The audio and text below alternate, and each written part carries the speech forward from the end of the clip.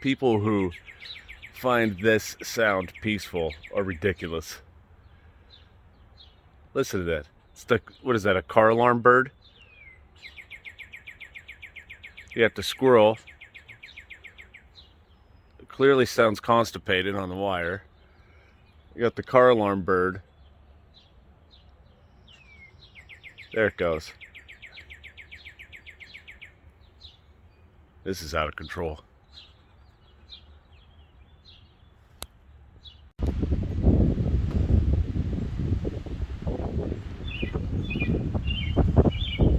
Eight at night.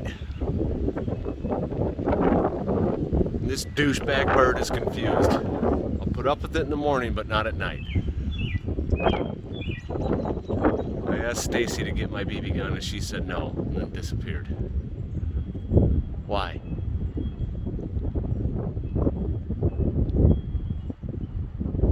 Oh, are we good? What?